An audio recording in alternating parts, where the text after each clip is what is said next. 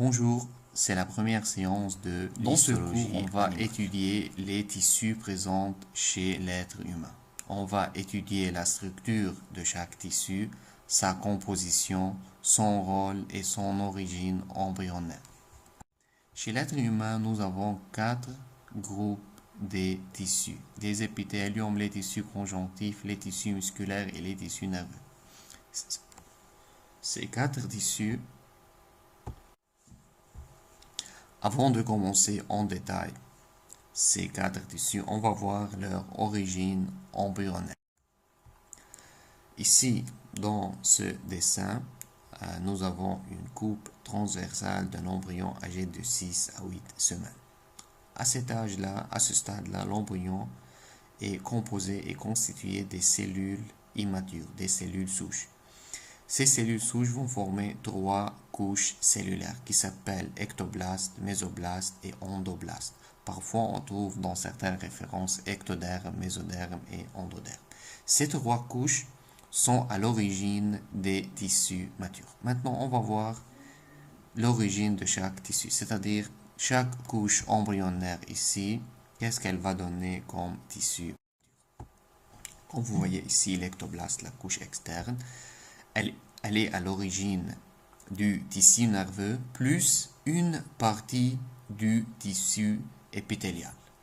Ensuite, la couche moyenne, mésoblaste ou mésoderme, elle est à l'origine du tissu conjonctif, du tissu musculaire et une deuxième partie, ici c'est une deuxième partie de tissu épithélial ou bien des épithéliaux.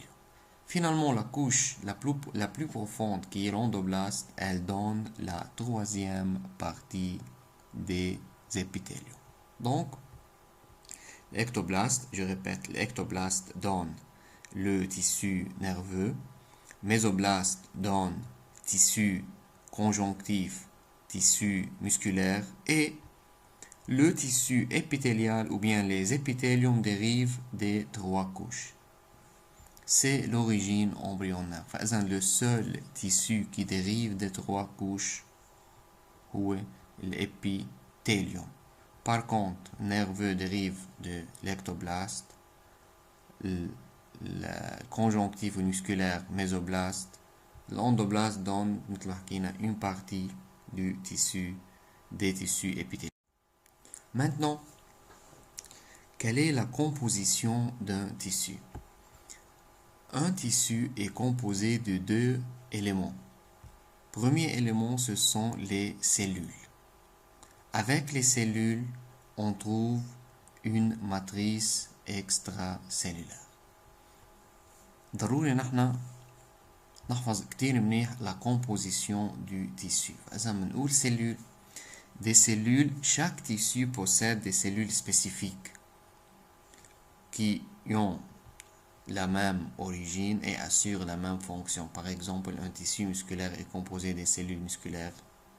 Les cellules musculaires en donnent la même origine embryonnaire et assurent la même fonction qui est la contraction. Mais tissu avec les cellules possède une matrice extracellulaire. Comme son nom l'indique, extracellulaire, c'est-à-dire se trouve à l'extérieur des cellules. La matrice extracellulaire, c'est une substance, c'est un mélange de polysaccharides et des protéines, c'est-à-dire des glucides et des protéines, qui se trouvent à l'extérieur des cellules. D'où vient la matrice extracellulaire? La matrice, elle est synthétisée par les cellules du tissu. Donc, on peut dire que le tissu est composé de deux éléments, cellules. Ces cellules synthétisent et sécrètent à l'extérieur la matrice, puis un tissu. On va voir dans chaque chapitre, on va parler en détail des cellules. Les différences existent entre les cellules des tissus, plus on va parler de la composition de la matrice dans chaque tissu. يعني ما هنشوف pareil la même matrice dans tous les tissus. Ou bien sûr, on va étudier la fonction des tissus la fonction des tissus est assurée par les cellules et par la matrice extracellulaire. إذا بدكم تنتبهوا منيح وتحفظوا كتير منيح شو هي الماتريس. مثل ما حكينا الماتريس c'est une substance glucidique et protéique, mélange sucre avec protéines, synthétisée et sécrétée par les cellules du tissu. Maintenant, le premier type des tissus dans notre organisme, les épithéliums. Comme j'ai dit avant, on les appelle encore les tissus épithéliaux. Les épithéliums s'appellent épi, c'est-à-dire se trouvent sur des autres tissus, se trouvent toujours à la surface de notre tissu.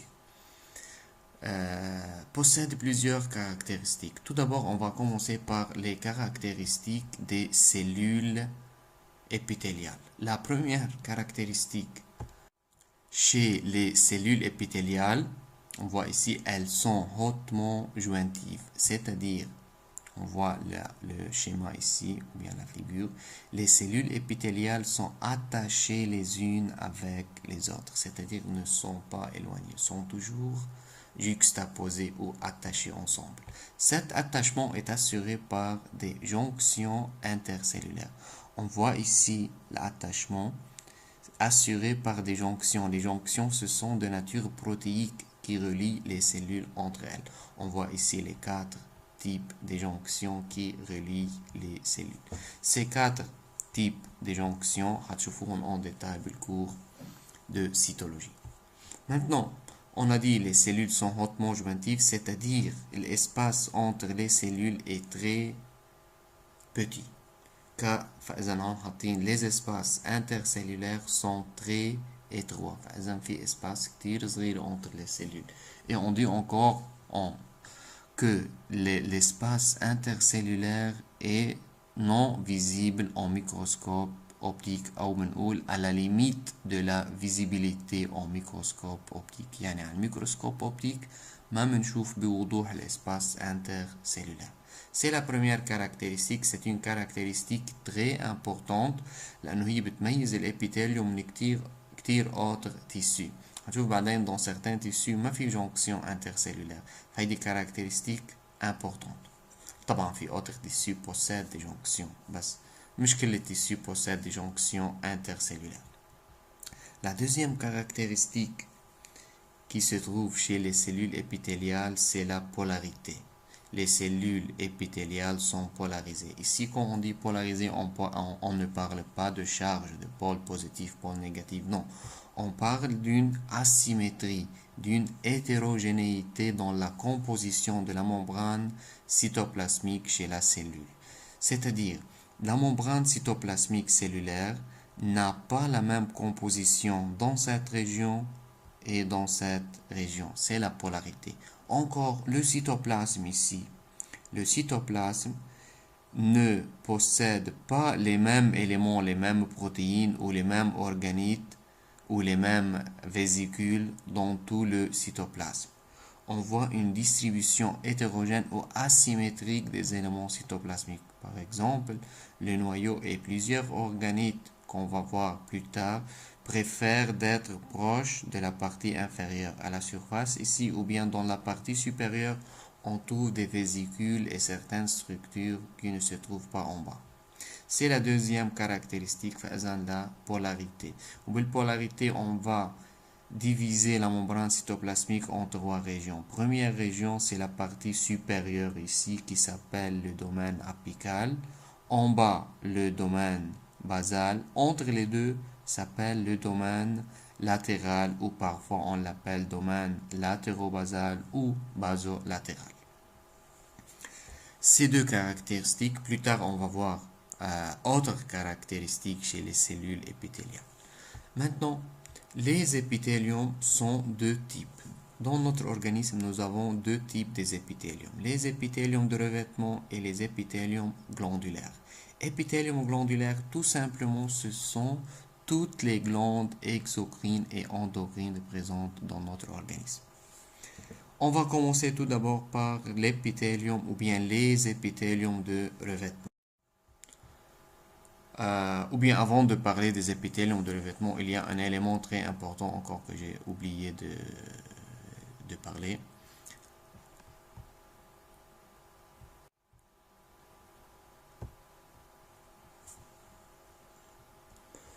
Pardon. Il y a un élément très important encore qu'il faut l'expliquer, c'est la lame basale. La lame basale, c'est un élément important encore présent dans le tissu ou chez le tissu épithélial.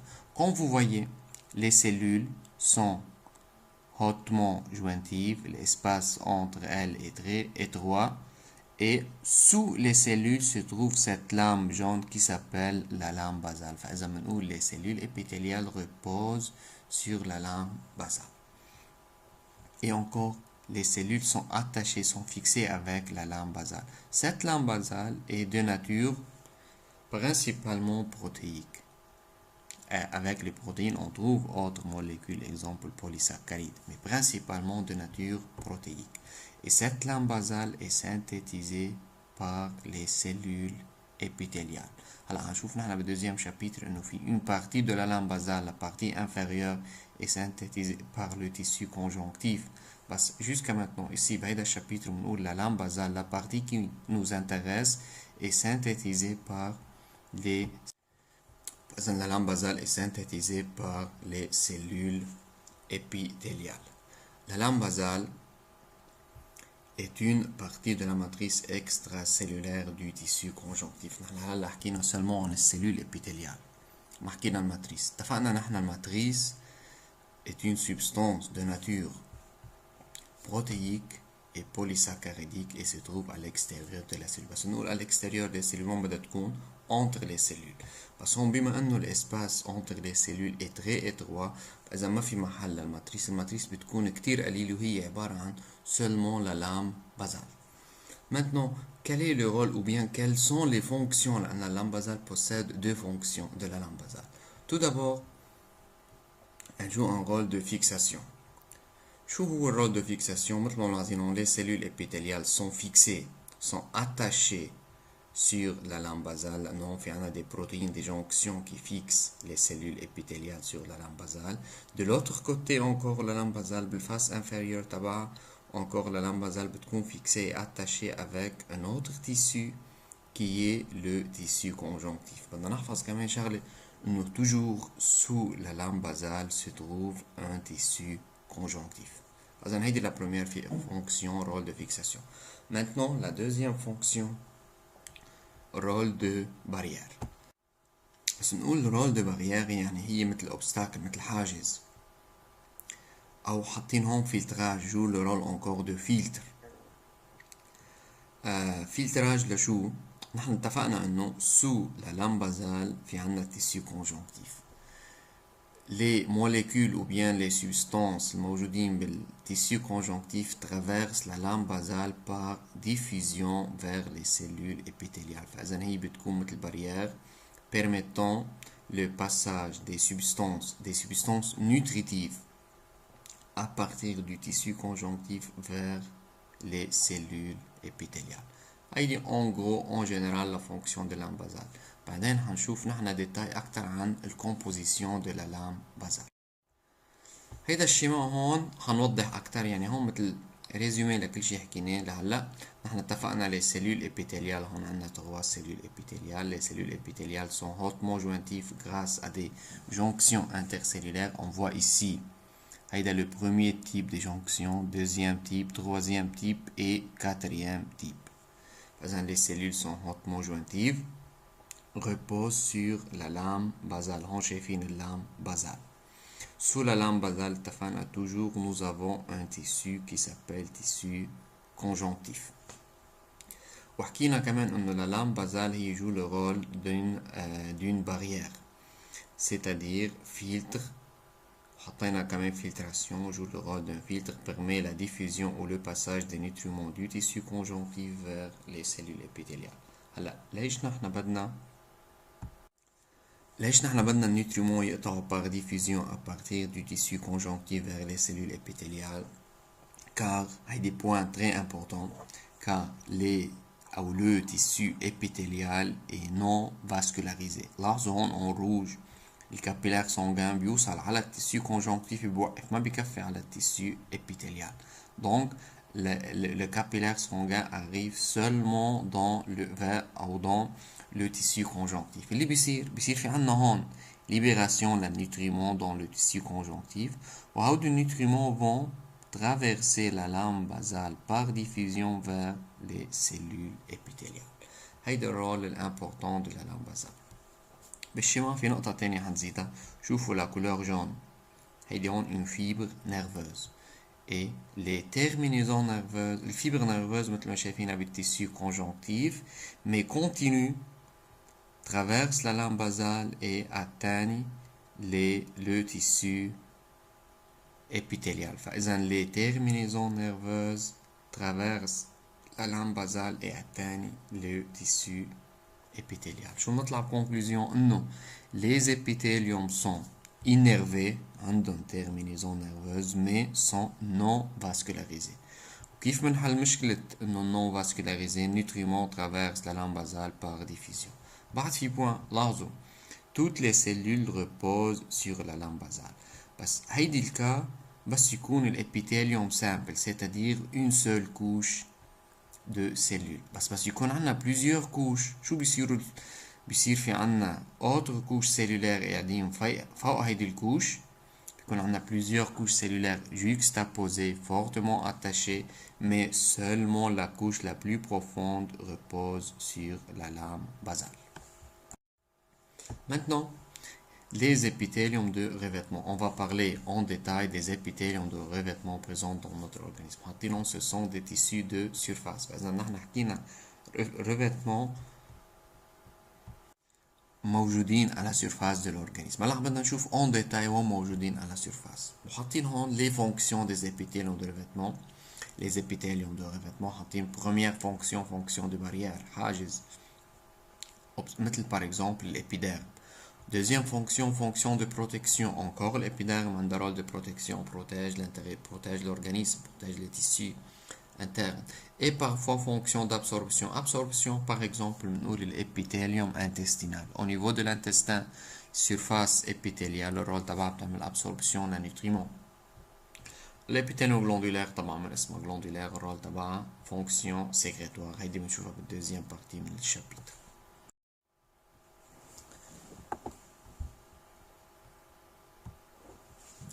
Les épithéliums de revêtement, d'après leur nom, ils revêtent, c'est-à-dire recouvrent l'extérieur du corps ou bien les cavités de l'organisme. L'extérieur du corps يعني l'épiderme. Les cavités de l'organisme هون قصدنا l'appareil digestif, appareil respiratoire et appareil urogénital. On va les voir en détail plus tard.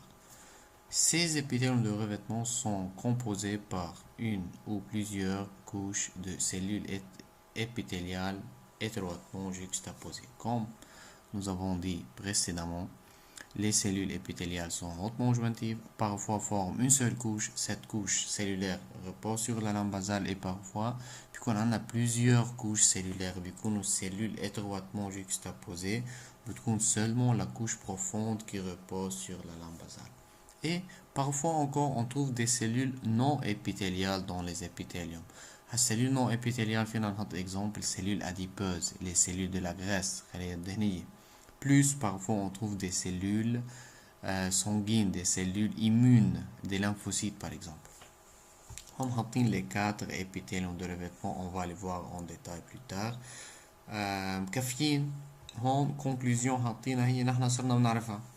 Les épithéliums de revêtement, les 4 اللي هنشوفهم هلا sont innervés, c'est-à-dire possèdent des terminaisons nerveuses, mais ils sont non vascularisés, c'est-à-dire ne possèdent pas des capillaires sanguins.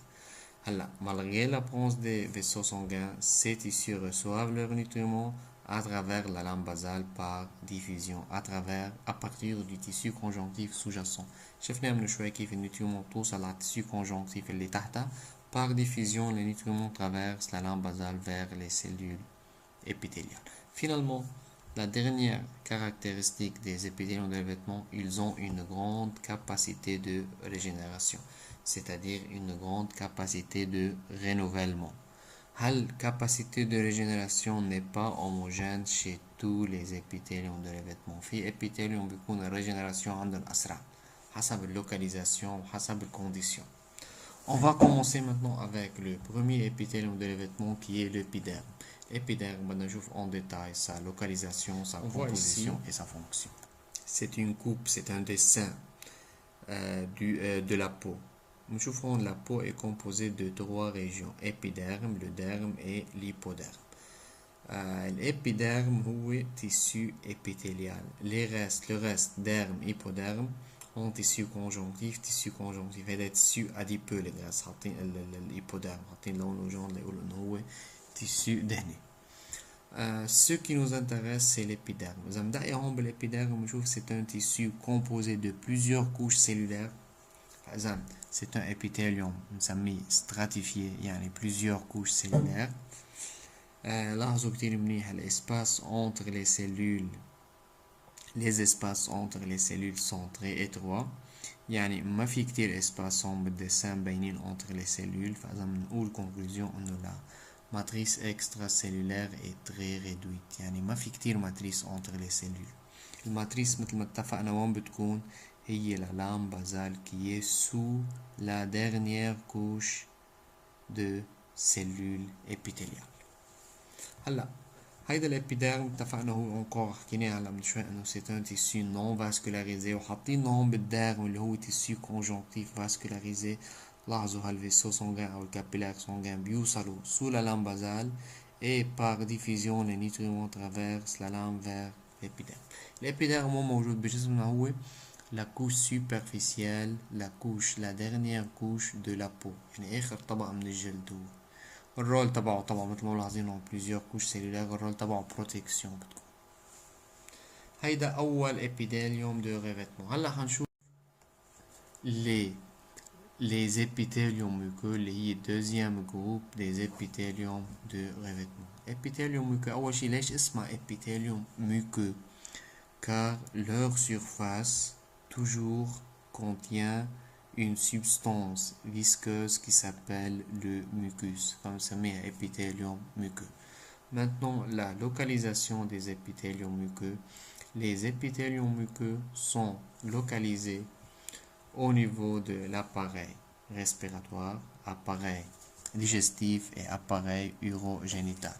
وحاطين هون recouvre la surface interne des organes creux هون قصدنا يعني recouvre la surface interne de ces appareils du tube digestif, appareil respiratoire et appareil urogénital.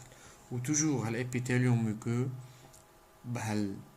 l'appareil digestif وحكينا respiratoire urogénital بيكون en contact par exemple بالappareil digestif بيكون هو en contact avec la lumière de l'appareil digestif. lumière هون يعني قصدنا l'endroit اللي بيكون موجود فيه الاليمون. إذا عم نحكي حاطين شما نحن عن appareil respiratoire بنقول l'épithélium muqueux est en contact directement avec la lumière de l'appareil respiratoire, c'est-à-dire en contact direct avec l'air مع الهواء اللي بيفوت على l'appareil respiratoire. وتحت السيلول épithéliale طبعا صرنا بنعرف انه في لام بازال. sous la lame basale في عنا deuxième tissu اللي هو التيسيو conjonctif. Troisième et quatrième épithélium de revêtement dans notre organisme, ce sont les mésothéliums et les endothéliums. On va tout d'abord avec les endothéliums. Les endothéliums revêtent les cavités cardiovasculaires, c'est-à-dire constituent la couche interne des vaisseaux sanguins et la surface interne du cœur. On voit ici deux dessins pour deux vaisseaux sanguins. هيدا الفيسو sanguin à l'intérieur circule le sang. أول couche qui est à la surface interne du vaisseau sanguin هي l'endothélium. فإذا l'endothélium هي la première couche, la couche la plus profonde du capillaire sanguin qui est en contact direct avec le sang. طبعا السيلول بنسميهم cellules endothéliales. هنا cellules épithéliales بس لأنه موجودين بالendothélium on les appelle cellules endothéliales. Repose sur une lame basale وبعدين sous la lame basale او هلا هون صار بدنا نقول sur la lame basale au-dessus de la lame basale صارت فوقها هون في عنا tissu conjonctif. Ensuite on va voir les mésothéliums. Les mésothéliums constituent les séreuses qui recouvrent les organes. هون شو قصدنا في هيدي؟ انتم مرة معكم اخذتوها بالاناتومي les cavités séreuses. الكافيتي سيروز بينت معكم بالبومون وبالكور. بس نقول كافيتي سيروز يعني هيدا هون الريجيون الكولور بلانش au niveau des poumons. هيدي الكافيتي بلانش الكافيتي سيروز est délimitée par deux membranes. أول ممبران هي بتكون ملزقة على البومون وتاني ممبران هيدا البعيد. هلا هالممبران هودي شو نسميهم؟ البلافر. فإذا الميزوثيليوم exemple plèvre qui enveloppe le poumon de l'extérieur. هيدا أول ميزوثيليوم. Deuxième mésothélium, le péricarde se trouve à la périphérie du cœur. pareil شوفوا هون الاسباس بلانشيون cavité séreuse وبيكون هون في عنا deux membranes اللي نحن سميناهم البيريكارد qui enveloppe le cœur. pareil pour le troisième mésothélium اللي هو البيريتوان recouvre les organes abdominaux au niveau de l'abdomen. إذا بتلاحظوا هون كل الأورجان مجمعين والبيريتوان هي الانفلوب qui entoure tous ces organes. هيك بنكون حكينا عن les quatre épithéliums de revêtement: épiderme, épithélium muqueux et mésothélium endothélium. هون بس هيدا الشيما حتى نوضح أكتر les mésothéliums. شوفوا هون البومون هون بس نحكي بومون بكون عم نحكي عن البلافر وهون حاطين دو فeuillets. البلافر viscérale اللي بتكون هي en contact direct avec l'organe avec le poumon والبلافر pariétale اللي بتكون هي à l'extérieur. هيدي هون شايفينها البعيدة شوي وبيناتهم كانت الكافيتي سيروز مثل ما اتفقنا وبيكون في بقلبها الليكيد. هيدا الميزوثيليوم هيدا اللي بنسميه البلافر. باغي لو عم نحكي عن الكور باغي الاكسبليكاسيون نفسها اللي حكينا هون بنحكي عن الكور. دو فeuillets بروميير كوش بتكون او فeuillet بروميير فeuillet بيكون اتاشي على الكور. دوزيام هي بتكون الباريتال. Maintenant les caractéristiques des cellules épithéliales. نحن هون في اشياء مكررة يعني في عنا 2.1 et 4 صاروا مكررين صرنا بنعرفهم بس حنرجع نعيد هون بس انه مثل conclusion quelles sont les caractéristiques des cellules épithéliales. Les cellules épithéliales présentent 4 principales caractéristiques. وهيدي دايما بنسأل نحن بنسأل بالامتحان les caractéristiques des cellules épithéliales. بنحط مثلا هدول الكاركترستيك وبنجيب des caractéristiques من السيلول des autres tissus. فهم بدنا نحفظهم هدول الكاتر caractéristiques. Première caractéristique la cohésion. cohésion مرقناها من شوي هي l'adhésion les cellules interaction intercellulaire أو liaison intercellulaire. لأنه حكينا من شوي les cellules sont hautement jointives. c'est-à-dire هون cohésion يعني السيلول بيكونوا حاطين cohésion de cellules entre elles يعني cohésion cellule ou bien cohésion avec la lame basale. فإذا هيدي première caractéristique la cohésion. Deuxième caractéristique la morphologie épithéliale. هيدي point très important. كمان نحن هون on classifie ou on distingue les cellules épithéliales selon leur morphologie. Les cellules épithéliales possèdent une de ces trois formes. يعني عادة بس يكون عندنا épithélium السيلول اللي فيه عندهم وحدة من هيدي الفورم. Ou bien les cellules ont la forme pavimenteuse, forme d'un pavé, forme cubique, forme d'un cube, ou bien forme cylindrique. هلا بعد شوي هنشوف نحن هودي شو يعني forme pavimenteuse, cubique, cylindrique. هودي caractéristiques importantes. يعني نحن بس نطلع على الميكروسكوب on classifie, on classe les épithéliums selon la forme de leurs cellules. Troisième caractéristique هيدي جديدة هنزيدها هلا la présence de filaments intermédiaires. La présence dans les filaments intermédiaires de cytokératine. شو قصدنا فيها هيدي هون؟ نحن بنعرف او المفروض نصير نعرف انه بالكور سيتولوجيا حتشوفوا انه le cytoplasme de chaque cellule contient un cytosquelette. Le cytosquelette est composé de plusieurs éléments, de 3 éléments, ou de l'élément de plusieurs protéines. هالتروا éléments هن بيكونوا ميكروفيلامون فيلامون انترميديير et ميكروتوبول. نحن بهمنا élément واحد هو الفيلامون انترميديير. فإذا الفيلامون انترميديير هن font partie du cytosquelette cellulaire. هلا الفيلامون intermédiaire dans la cellule épithéliale, il est composé d'une molécule qui s'appelle cytokératine. هيدي الكاركترستيك بدنا نعرفها بس لا لانه dans des autres cellules اذا بنجيب الفيلامون intermédiaire بنفكر كمان بنلاقي فيها cytokératine. Donc les cellules épithéliales possèdent de cytokératine dans leur filament intermédiaire. هلا comment on identifie cette molécule؟ نستخدم colorant spécifique ملون السيلول. إذا صار في عندنا coloration بنقول في عندها cytokératine. Bien sûr, cellules épithéliales كلن عندهم cytokératine. La dernière caractéristique مرقت معنا la polarité cellulaire, c'est-à-dire la cellule حاطين هون possède une distribution asymétrique de ses composants. Quels composants? Les composants de leur cytoplasme et les composants de leur membrane plasmique. هيدي حكيناها en détail من شوي. Maintenant حنكفي نحكي عن البولاريتي هون. حنحكي انه les trois domaines cellulaires. نحن بس نقول بدنا نصير نعرف نقول domaine نعرف exactement شو قصدنا بالدومين. On divise la cellule en trois domaines. Domaine apical, domaine latéral et domaine basal. Domaine basal سهلة يعني شو هي اللي بتكون على base de la cellule اللي بتكون en contact direct avec la lame basale.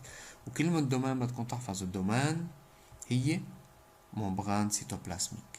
هي une partie de la membrane cytoplasmique. يعني أنا بس أقول le domaine apical. Apical c'est-à-dire le sommet de la cellule. L'apex, j'ai une apex, le sommet de la cellule.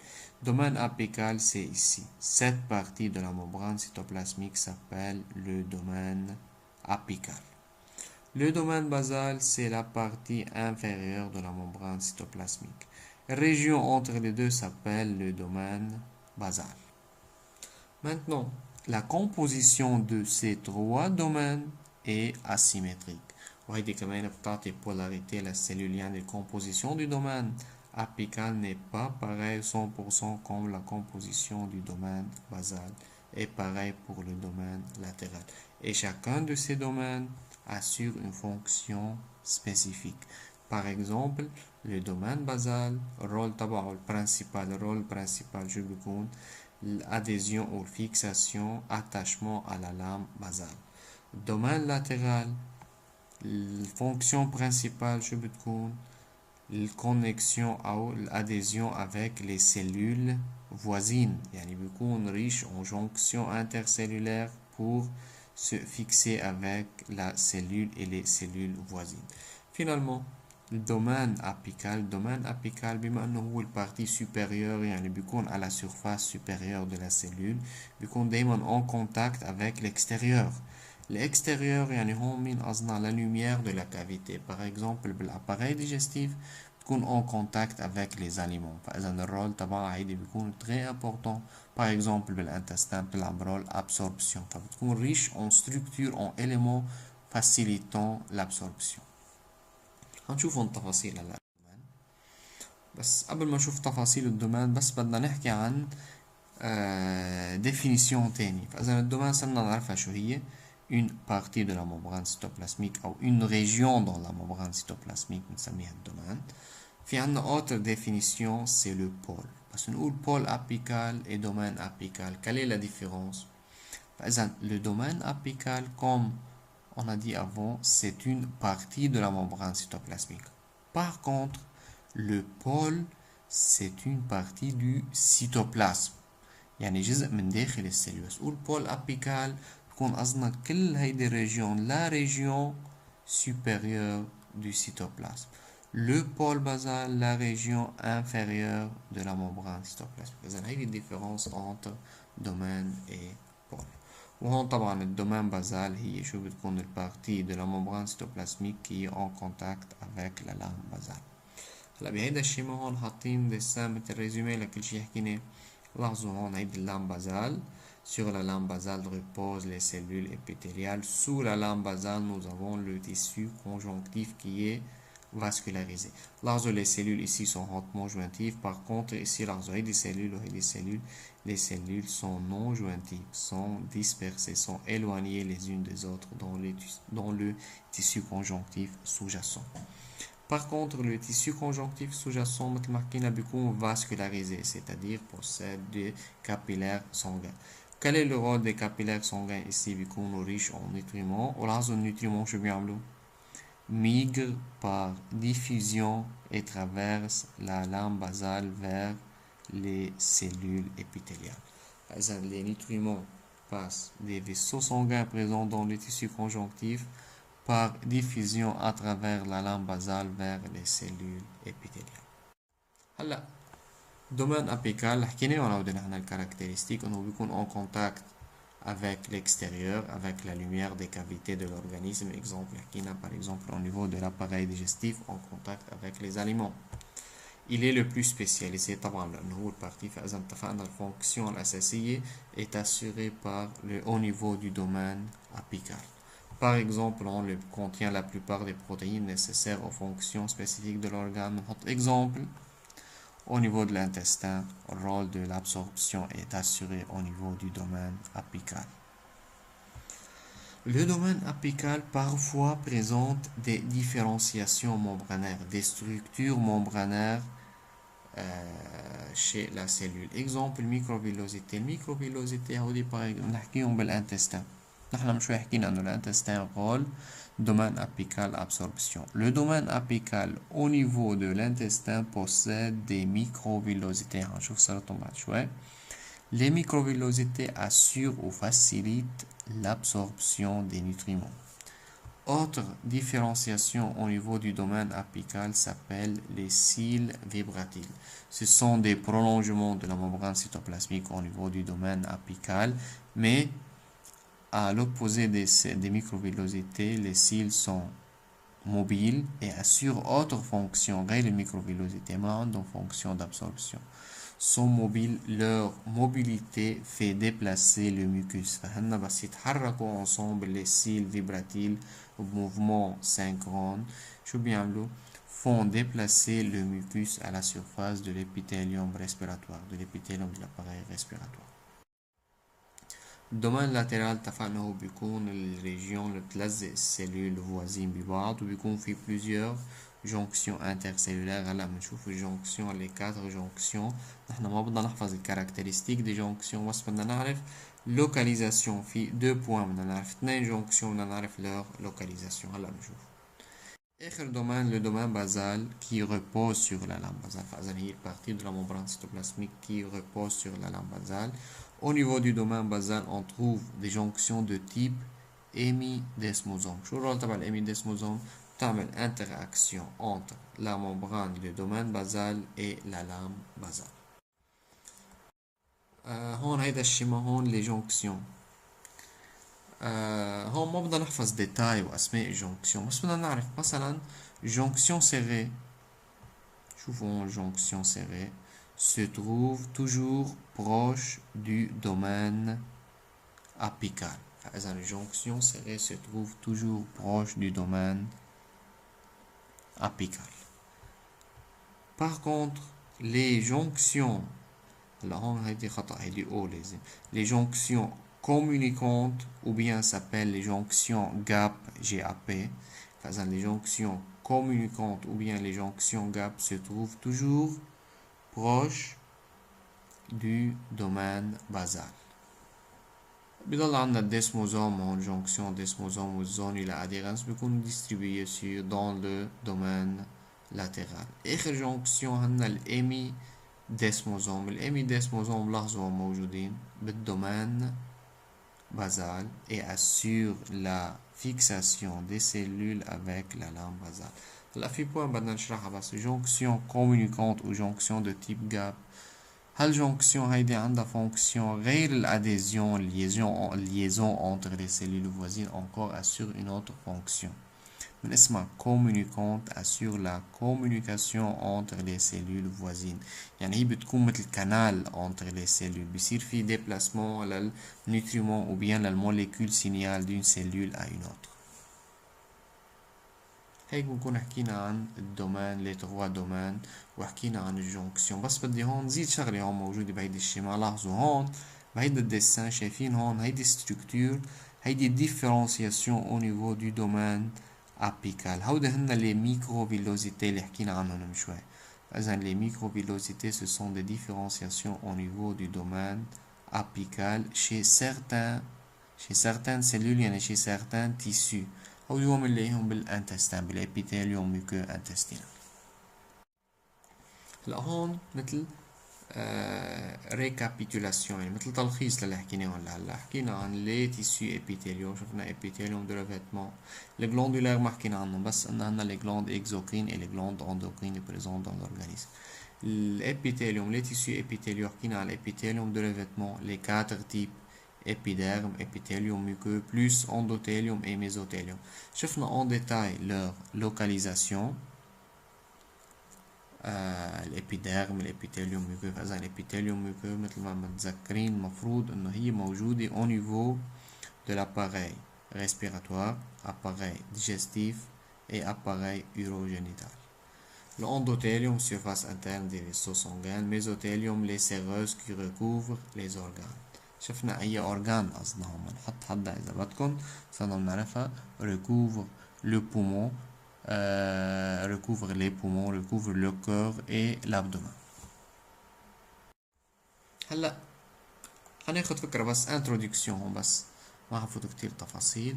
la classification des épithéliums هي حتكون هيدي مثل introduction à la deuxième séance. La classification des épithéliums. Comment on classifie les épithéliums؟ يعني نحن هون بدنا نجمع كل الابيثيليوم من جديد et on va les classifier. Comment on les classe? Comment on classe les épithéliums? 1. Selon la forme de leurs cellules. مرق معنا من شوي انه les cellules épithéliales possèdent 3 formes. Forme pavimenteuse, forme cubique, forme cylindrique. فإذا نحن بنطلع بالابيثيليوم selon la forme de ces cellules. إذا الابيثيليوم contient des cellules pavimenteuses بنسميه épithélium pavimenteux. Encore deuxième critère de classification selon le nombre de couches.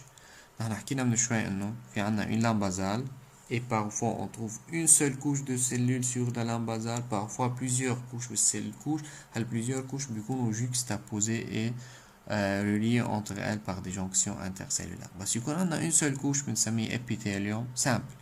Plusieurs couches s'appellent épithélium stratifié ou bien pluristratifié, c'est-à-dire plusieurs couches. Alors, épithélium pseudo-stratifié هو intermédiaire entre les deux بنشوفه بعدين بنحكي عنه. Troisième critère de classification بنطلع بالépithélium et on regarde, on examine si l'épithélium possède des différenciations, des structures supplémentaires. Par exemple, حاطينهم بالdomaine apical. Exemple différenciation. Par exemple, مثل ما حكينا من شوي les microvillosités ou bien les cils vibratiles. فإذا الميكروفيلوزيتي والسيل فيبراتيل غير إنه الفونكسيون تبعهم importante للcellule أو للtissu, encore on les utilise comme critères de classification.